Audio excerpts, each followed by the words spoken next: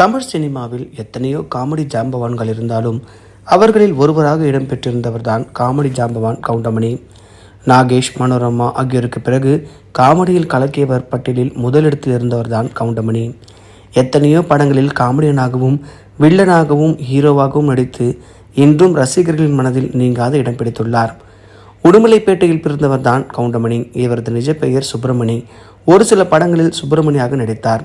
சினிமாவில் அவருடைய நடிப்பை கண்டு வியந்த பாக்யராஜ் அவரது பெயரை கவுண்டமணி என்று மாற்றினார். சினிமாவில் அறிமுகமான போது ஒரு சில காட்சிகளில் மட்டுமே நடித்து வந்த கவுண்டமணி தனது நடிப்பு திறமை, நகைச்சுவை உணர்வு என்று எல்லாவற்றையும் வெளிப்படுத்தவே சினிமாவில் அடுத்தடுத்து வாய்ப்புகள் குவிந்து சினிமாவின் உச்சத்திற்கு செல்லும் நடிகராக மாறினார். கவுண்டமணி நகைச்சுவையை மட்டுமே நம்பி பல தயாரிப்பாளர்கள் படம் எடுத்தனர். கவுண்டமணி படத்தில் இருந்தால் அந்த படம் ஹிட் என்று சொல்லும் அளவிற்கு அவரை நம்பியே ஏராளமான படங்கள் ஓடியிருக்கின்றன. ஆரம்பத்தில் தனியாக நகைச்சுவை ரோல்களில் நடித்து வந்த கவுண்டமணி பின்னர் செந்திலுடன் இணைந்து காமெடி காட்சிகளில் நடித்து வந்தார். இவர்கள் இல்லாத படங்கள் இல்லை என்று சொல்லும் அளவிற்கு எல்லா படங்களிலும் இந்த இரட்டை காமெடியர்கள் இடம் பிடித்தனர். கவுண்டமணி பேசும் விதமும் அவரது உரையாடலும் ரசிகர்களை வியக்க வைத்தது. கவுண்டமணி கிட்டத்தட்ட 450க்கும் மேற்பட்ட அதிகமான படங்களில் நடித்துள்ளார். அதிலும் 10க்கும் அதிகமான படங்களில் ஹீரோவாக நடித்துள்ளார். ஒரு சில படங்களில் வில்லன் ரோல்களிலும் நடித்திருக்கிறார்.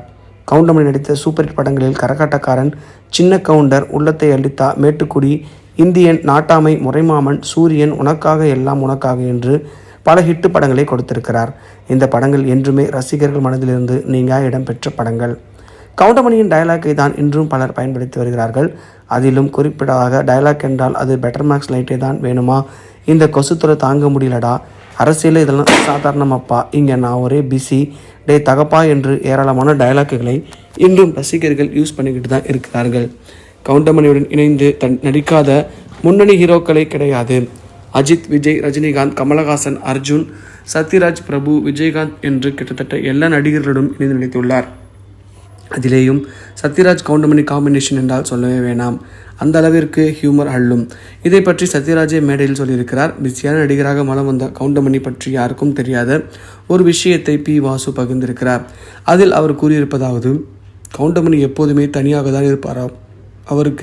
அவருக்கு என டிரைவரும் வைத்து கொள்ள மாட்டாராம், மேனேஜரும் வைத்து கொள்ள மாட்டாராம். இவ்வளவு ஏன், அவரிடம் கால்ஷீட் தேதிகளை குறித்து வைத்துக்கொள்ள ஒரு டைரி கூட கிடையாது. கால்ஷீட் தேதி மட்டும் சொல்லிவிட்டால் போதும், மனதில் வைத்துக்கொண்டு சொன்ன தேதிக்கு கரெக்டாக டைமுக்கு வந்துடுவாராம். அவருடைய காரை அவரே டிரைவ் பண்ணிட்டு தான் வருவாராம். ஷூட்டிங்கிற்கு டைமுக்கு வரக்கூடிய நடிகர்களில் கவுண்டமணியும் ஒருவர். கவுண்டமணியை போன்று ரொம்பவே எளிமையான, அருமையான, நல்ல மனிதரை தமிழ் சினிமாவில் பார்க்கவே முடியாது. அவரை போன்று இன்னொருவர் இருப்பாரா என்று சொல்ல முடியாது என்று கூறியுள்ளார். இயக்குனர் பி. வாசு ஆரம்பத்தில் இயக்குனர் சந்தான பாரதியுடன் இணைந்து பணியாற்றி வந்தார். சந்திரமுகி, வண்ணத்தமிழ் பாட்டு, என் தங்கச்சி படித்தவ, பிள்ளைக்காக, நடிகன், சின்னத்தம்பி, அதிகாரி என்று ஏராளமான படங்களை, ஹிட் படங்களை இயக்கியுள்ளார் என்பது குறிப்பிடத்தக்கது. இதை பற்றி உங்கள் கருத்தை கமெண்ட் பாக்ஸில் பதிவு பண்ணுங்கள். மறக்காமல் நம்ம சின்ன சேனலை லைக் பண்ணி, ஷேர் பண்ணி, கமெண்ட் பண்ணுங்கள். கவுண்டமணி பஸ்ஸாரை பற்றி உங்களுக்கு தெரிஞ்ச விஷயங்களை கமெண்ட் பாக்ஸில் பதிவு பண்ணுங்கள்.